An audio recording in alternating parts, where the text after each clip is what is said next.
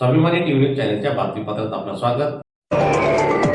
कबूतर घेण्यात देण्याच्या वादावरून साक्रीत अल्पवयीन मुलाचा करण्यात आला खून।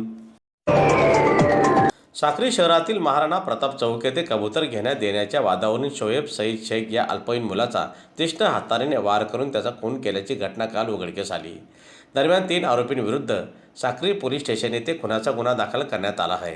दरम्यान या प्रकरणी आरोपींविरोधात कठोरात कठोर कारवाई करावी अशी मागणी मयत मुलाच्या नातेवाईकांनी केलेली असून त्या संदर्भात साक्री पोलीस स्टेशन परिसरात नातेवाईकांसह परिसरातील नागरिकांची मोठी गर्दी झाली होती।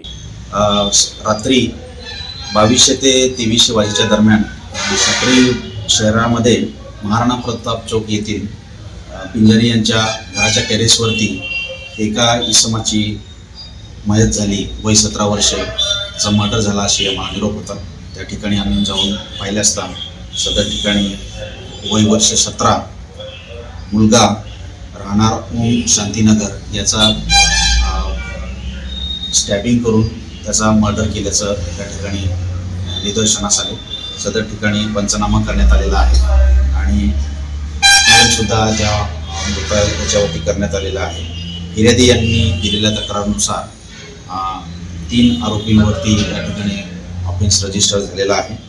एक वय वर्ष 17 मुलगा आहे, दुसरा बटू पिंजारी, तिसरा नरगिस पिंजारी अशा तिघांवरती गुन्हा रजिस्टर करण्यात आलेला आहे। पोलीस तपास घटनेचे कारण कबूतर पाळण्यावरून झालेलं आहे असं सध्या फिर्यादीमध्ये नमूद आहे। पोलीस त्याच्यावरती तपास करत आहेत।